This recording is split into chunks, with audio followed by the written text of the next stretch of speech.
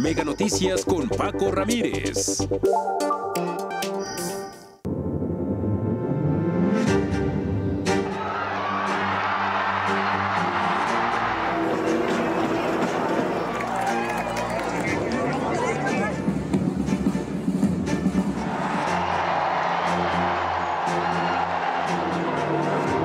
Habemus papam, Leonem decimum quartum.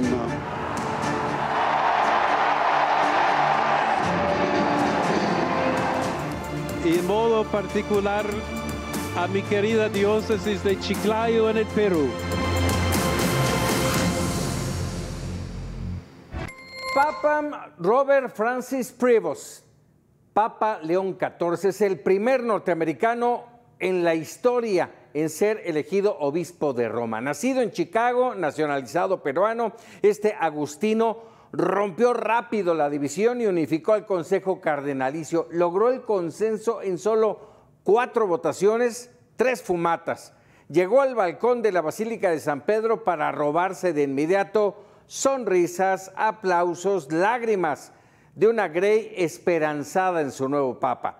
Llamó a la paz y a una iglesia abierta, pero los retos son más: recuperar la credibilidad moral de una iglesia herida por escándalos y profundamente dividida, definir el lugar de la mujer en el corazón eclesial y, lo más difícil quizá, volver a hablarle a los jóvenes y, bueno, convencerlos. Se dice que seguirá la línea de Francisco, pero con sus matices propios. Su elección sugiere un pontificado que buscará tender puentes, ordenar la casa desde dentro y devolver confianza a una iglesia que necesita renovar su credibilidad sin perder su esencia. Tradición sí, pero con diálogo. Es el Papa León XIV. Vámonos con la crónica de Maribel Soto.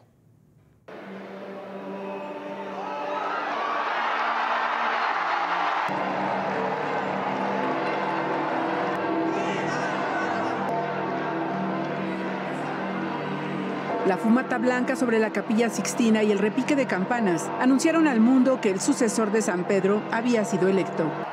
Habemus papam, Robertum Franciscum, Sancte Romane Ecclesiae, Cardinalem Prevost. Qui sibi nomen imposuit, Leonem decimum quartum. En tradicional latín, Dominic Manberti, cardenal protodiácono, reveló que el elegido era el estadounidense Robert Francis Prevost y que el nombre bajo el que liderará a la Grey católica es León XIV. Miles de personas que se encontraban reunidas en la Plaza de San Pedro y sus alrededores estallaron en júbilo ante el anuncio. Los 133 cardenales electores tomaron la decisión definitiva durante la 4ª ronda de votaciones. Investido ya como León XIV, el nuevo pontífice dirigió su mensaje, agradeció a su predecesor Francisco y pidió construir puentes de paz. Aiutateci anche voi. Ayúdenos también ustedes los unos a los otros a construir puentes con el diálogo, con el encuentro, uniéndonos todos para ser todos un solo pueblo, siempre en paz. A pesar de haber nacido en Estados Unidos, sus raíces están en Perú. En español dirigió un mensaje a la que llamó su querida diócesis. Un saludo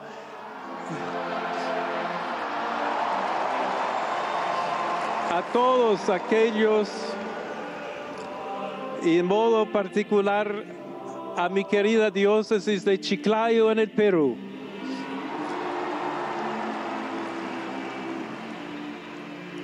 Donde un pueblo fiel ha acompañado a su obispo. El mundo entero saludó la llegada del nuevo Papa.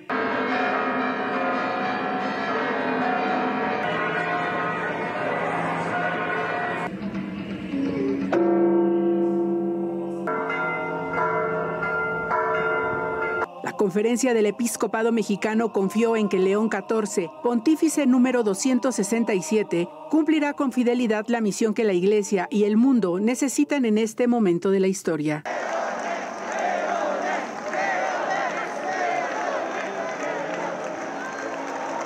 Mega Noticias, Maribel Soto. Y establecemos comunicación con el doctor Helio Masferrer Can, profesor de la Escuela Nacional de Antropología e Historia de México y experto en sistemas y todo el tema religioso. Helio Masferrer, como siempre, un placer y un gusto poder compartir unos minutos contigo. Muy buenas noches. Déjame de entrada preguntarte, ¿qué mensaje deja, por un lado, la elección tan rápida del Colegio Cardenalicio? 4 votaciones, a mí en lo personal me parece que fue muy rápido. Ya empezábamos a hablar de, vamos a llegar al sábado y a lo mejor hasta el lunes, ¿no? Y la otra, el que sea el primer papa norteamericano. Bueno, en definitiva, Francisco, cada vez que hacía un consistorio, reunía a los cardenales, a los que ya eran designados, con los nuevos cardenales, de tal manera que se fueron conociendo. O sea, no es como era antes, que nunca se veían, solo llegaban para poner un nuevo papa y ahí la curia romana, los aparatos burocráticos hacían la negociación. Entonces, en el oscurito, ¿no? Entonces, ahí, digamos, que de alguna manera Francisco cambió las reglas de juego. En segundo lugar, no sé si es americano, de América, porque a diferencia de muchos gringos, él prefirió irse a hacer trabajo misionero en Perú, vivió en Perú 29 años, correcto, en distintos momentos. Yo he vivido en Perú y los niveles de pobreza en las comunidades indígenas y campesinas son impresionantes, y ahí se la aguantó.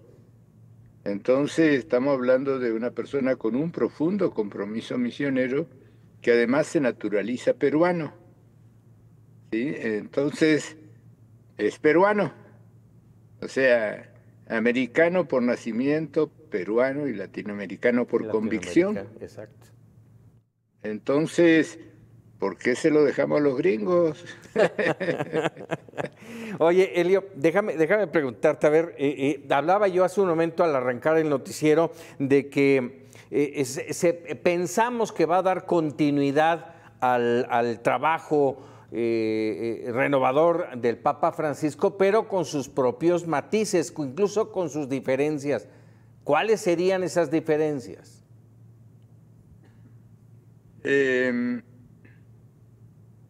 Yo creo que las diferencias estarían más en cuestiones de procedimiento. Él tiene además formación de matemático. Tiene una licenciatura en matemáticas y un doctorado en Derecho Canónico. Entonces, lo que tenemos que entender es que va a tratar de consolidar las reformas, los cambios, etcétera, que ha hecho Francisco, pero además hay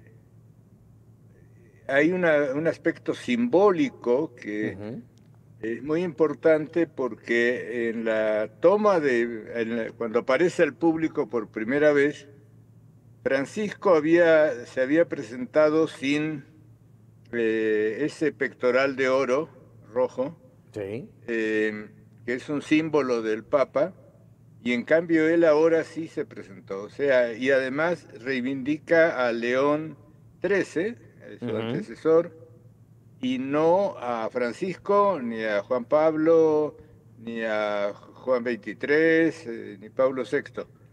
Entonces, lo que está diciendo es un mensaje de que su criterio de renovación es el de León XIII, que plantea la doctrina social de la Iglesia.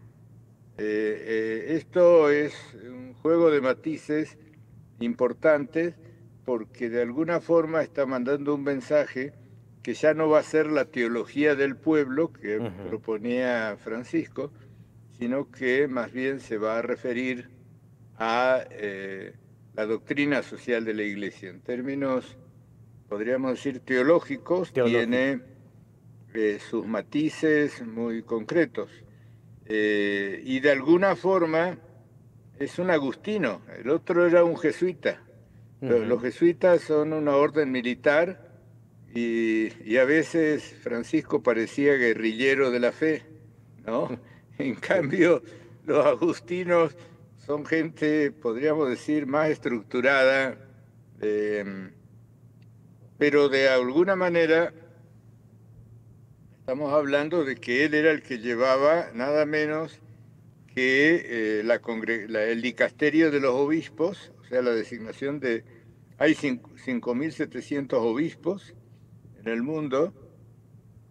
Él con un grupo de religiosas, de superiores de orden religiosa, revisaba todas las designaciones de los obispos y además era el presidente de la Pontificia Comisión para América Latina. O sea que estamos hablando, por eso digo que es un latinoamericano. No se lo regalemos a los gringos. Este se fue, los otros quieren brincar la barda y este la brincó para este lado. Para este lado, así es.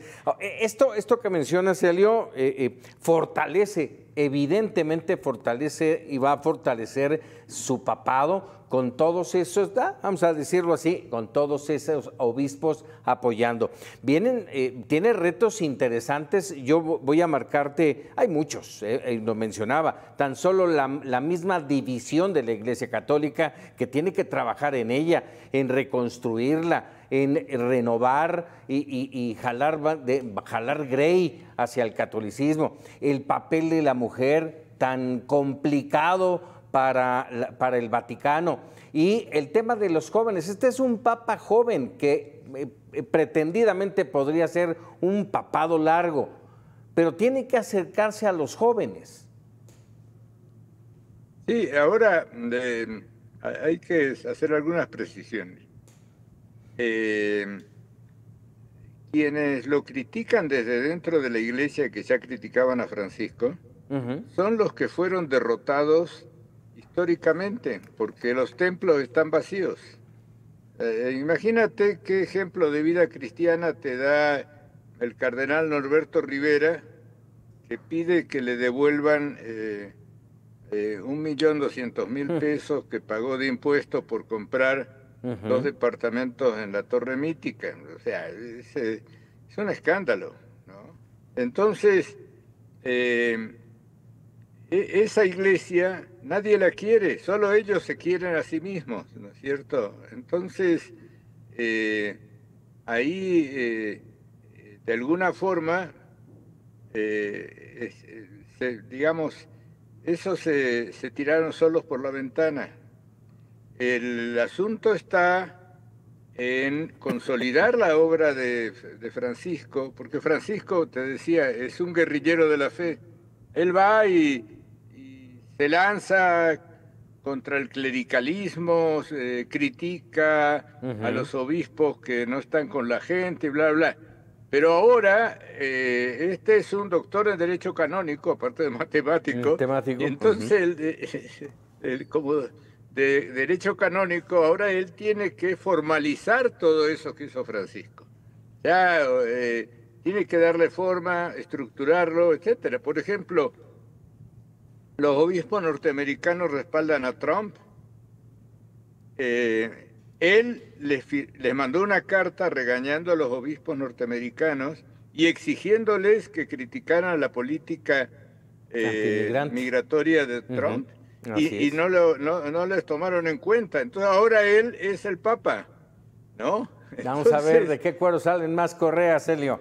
Te agradezco como siempre que nos regales unos minutos aquí en Mega Noticias. Hay mucho, mucho más que hablar. Te agradezco. Muy buenas noches. A la orden. Un abrazo. Un abrazo. 100 palabras.